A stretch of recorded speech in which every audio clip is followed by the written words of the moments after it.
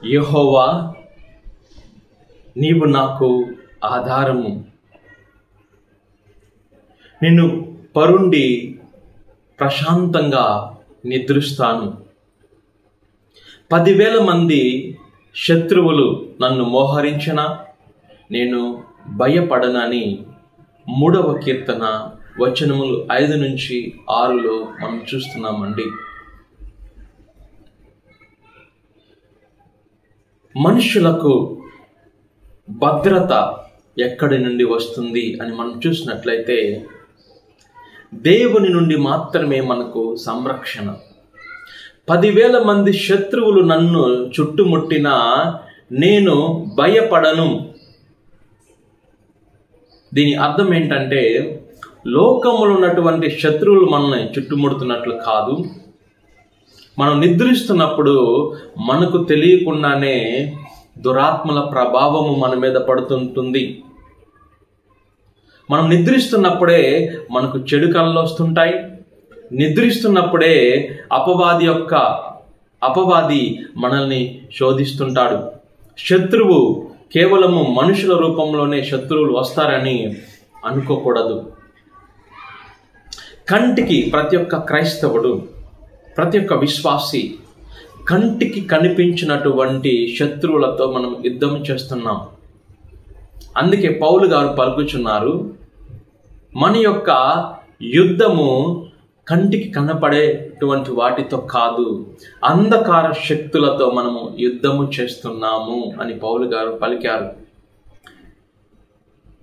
కంటికి కనపడని శత్రువులు, సాతానుడు, దురాత్మలు, కంటికి కనపడని శత్రువులు మన మీదకి వచ్చినప్పుడు మనము భద్రత కలిగి ఉండాలంటే దేవుని యొక్క సంరక్షణ మనకు ఉండాలి. మన చుట్టూ దేవదూతల యొక్క సంరక్షణ ఉండాలి. పరిశుద్ధ గ్రంథంలో మనం చూస్తున్నాము, ప్రభువుని నమ్మినటువంటి వారి చుట్టూ దేవదూతల శిబిరము ఉంటుంది అని మనము పరిశుద్ధ గ్రంథంలో చూస్తున్నాం. మనం చాలాసార్లు వింటుంటాం, ఆ వ్యక్తి బయటికి వెళ్ళిపోయాడు, రోడ్ యాక్సిడెంట్ జరిగింది, చనిపోయాడు. ఆమె జస్ట్ ఇంటి నుంచి బయటికి వెళ్ళింది, ఆమెకి యాక్సిడెంట్ అయి ఆమె మరణించింది. ఇలా ఎందుకు జరుగుతుందంటే, కంటికి కనపడకుండానే ఎన్నో దురాత్మలు పనిచేస్తున్నాయి. కంటికి కనపడకుండానే పలు విధములుగా శత్రువులు మనల్ని మోహరిస్తున్నాడు. మన శత్రువు నుండి మనకు సంరక్షణ కలగాలంటే దేవుని యొక్క సంరక్షణ మనకు ఉండాలి. దేవుని యొక్క వాక్కు మనలో ఉండాలి. దేవుని యొక్క దేవదూతల శిబిరము మన చుట్టూ ఉండాలి అని ప్రభు మాట్లాడుతున్నాడు. దేవుని యొక్క రక్తాన్ని మనం ఆశ్రయించాలి. దేవుని యొక్క రక్తం అంటే యేసు ప్రభు యొక్క రక్తము చిందించబడిన చాట దుష్ట శక్తులు నిలబడలేవు.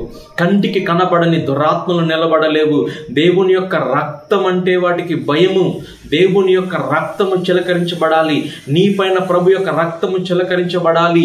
నీ గృహము పైన ప్రభు యొక్క రక్తము చిలకరించబడాలి. నీ వాహనముల పైన ప్రభు యొక్క రక్తము చిలకరించబడాలి. నువ్వెక్కడికి వెళ్ళినా దేవుని యొక్క సంరక్షణ నీకు ఉండాలి. నువ్వెక్కడికి వెళ్ళినా దేవదూతల శిబిరము నీ చుట్టూ ఉండాలి అని ప్రభు ఈరోజు వాక్కు ద్వారా మనతో మాట్లాడుతున్నాడు. ప్రభువాని నిద్రిస్తున్నప్పుడు 10,000 మంది శత్రువులు నన్ను చుట్టుముట్టినా, నన్ను మోహరించినా నేను భయపడనని దావీదు మహారాజు పలికాడండి. అంటే అతనికి దేవుని మీద ఎంత విశ్వాసము ఉందో, దేవుని యొక్క దూతల మీద, దేవుని యొక్క సంరక్షణ మీద దావీదుకి ఎంత విశ్వాసం ఉందో ఈరోజు మనము గుర్తించుకోవాలి. ఇలాంటి విశ్వాసాన్ని మన నిజ జీవితంలో మనము కలిగి ఉండాలని ప్రభువు వాక్కు ద్వారా మనతో మాట్లాడుతున్నాడు. నువ్వు, నీ కుటుంబంలో ఉన్నటువంటి వారు ఎల్లప్పుడూ సంరక్షణ కలిగి ఉండాలంటే ఆయన రెక్కల నీడలోకి మనము వెళ్ళాలి. మహోన్నతుని మరుగున వసించువాడు, సర్వశక్తిమంతుని రెక్కల నీడలో నివసించువాడు ధన్యుడు అని ప్రభు వాక్కు ద్వారా మనతో మాట్లాడుతున్నాడండి. ప్రభువు ఈ లోకంలో ఉన్నటువంటి శత్రువుల నుండి మాత్రమే మనల్ని కాపాడు. ప్రభువు కంటికి కనపడని శత్రువు నుండి కూడా, అనేక మంది శత్రువుల నుండి కూడా ప్రభువు మనల్ని కాపాడతాడు. మనము సంపూర్తిగా ఆయన్ని విశ్వసించాలి, ఆయన సంరక్షణ మీద ఆధారపడాలి.